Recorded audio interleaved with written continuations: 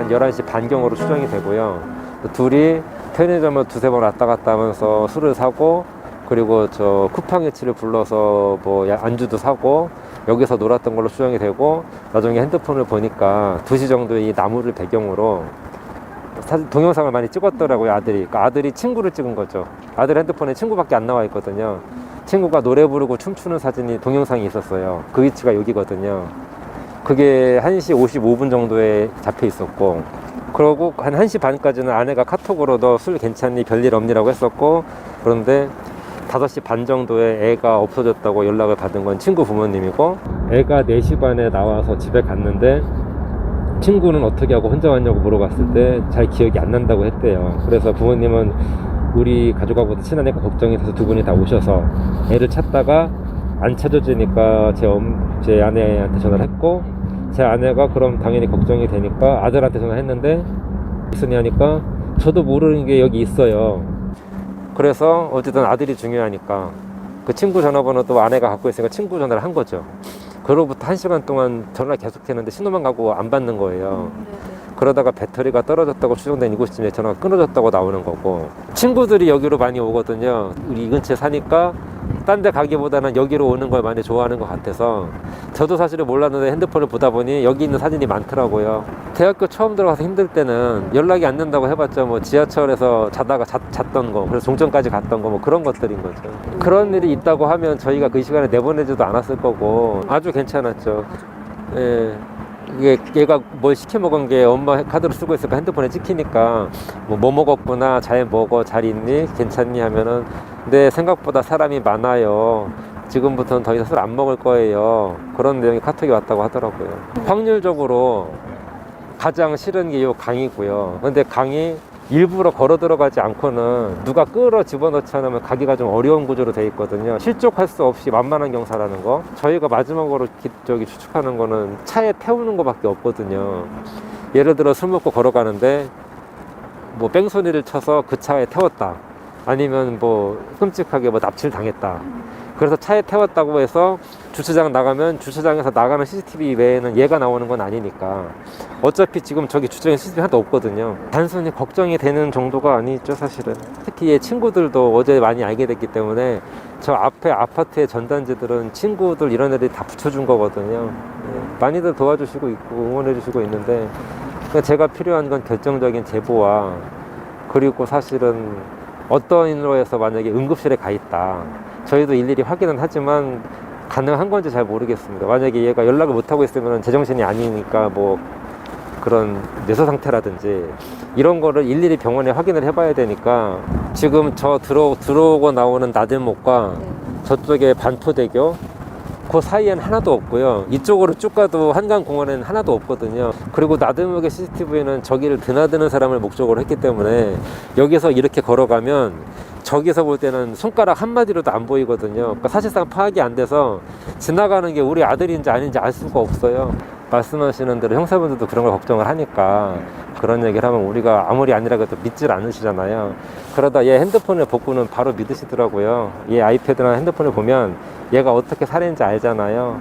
그날 밤에도 세상에 힘든 거 없이 편하고 즐거운 사람이었거든요. 그리고 이제 본 거니까 공부만 하고 그나마 이렇게 만나는 게 유일한 스트레스 푸는 거였거든요. 그리고 아들 하나라 저희가 뭐 해줄 수 있는 건 다 해줬거든요. 쟤한테 아쉬운 거 하나도 없어요. 그냥 살기만 하면 되는데 그거를 못하네요.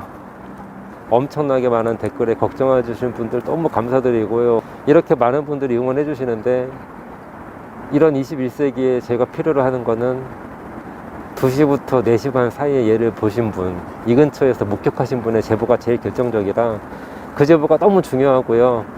아주 작은 단서라도 될 수 있도록 보내주시면 그게 유일한 희망이니까 부탁드립니다.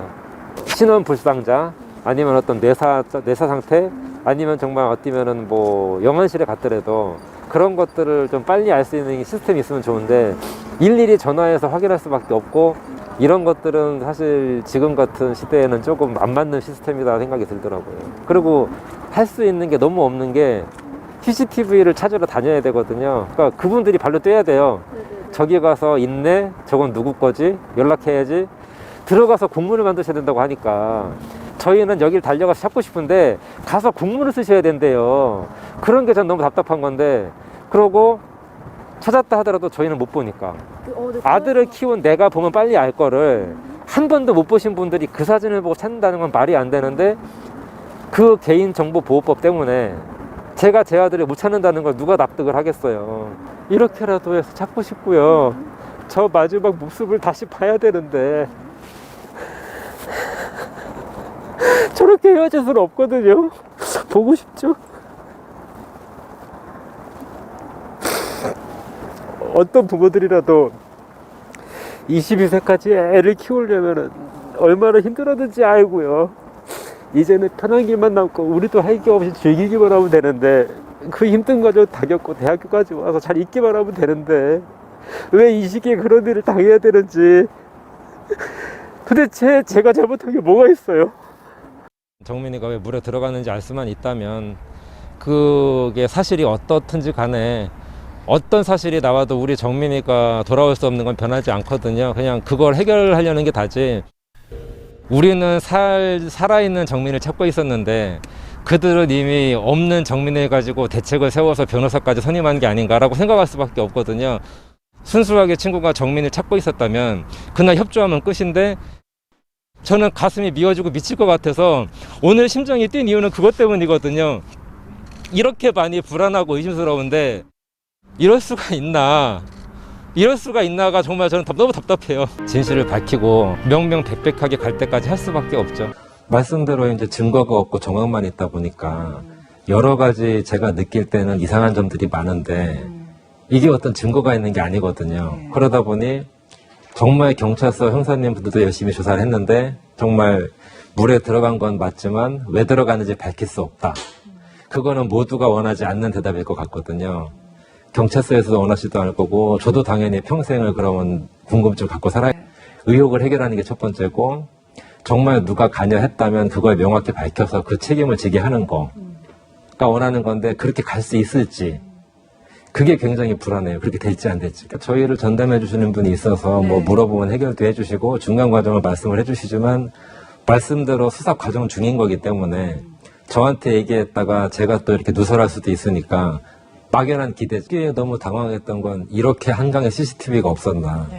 영화와 실제가 이렇게 다르게 보는 건 고사하더라도 좀 쉽게 컨택할 수 있을 줄 알았는데 어디 있는지 알기도 파악하기 어렵고 하나 보는 것도 어렵고 그리고 기관도 다르고 더 아쉬운 거는 키웠던 우리가 보면 빨리 찾을 수 있는 거를 생판 모르는 분들이 조그마한 사진을 보고 찾을 수 있을까.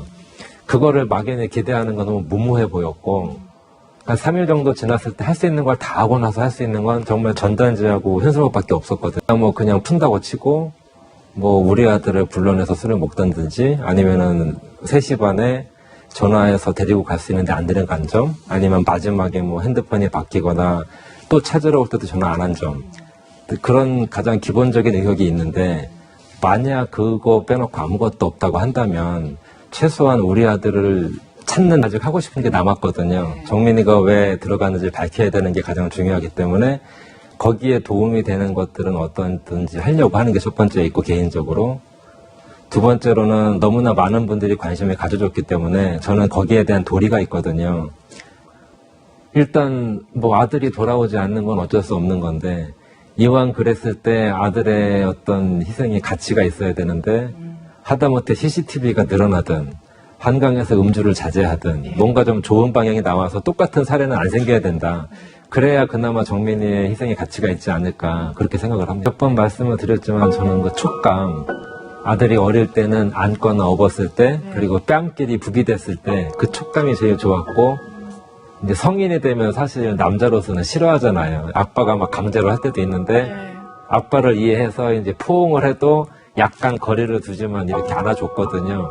언제부턴가는 아빠를 이해하는 아들로 성숙이 됐을 때는 아빠의 마음을 이해하고 그냥 받아줬거든요. 뭐 다 큰 아들이 아빠가 뺨을 부비댄다고 좋아하진 않을 텐데 아빠를 이해하는 걸로 바뀌어가면서 얘가 이제 나를 이해하는구나, 성인이 돼가구나, 좀 더 나이가 먹으면 더 많은 대화가 되겠구나 했는데 그게 좀 안타까웠고요. 우리는 충분히 성장하면서 많은 걸 공감을 했기 때문에 형제 같기도 하고 참 좋았는데 그게 이런 식으로 끝을 맺게 될 줄은 몰랐어요.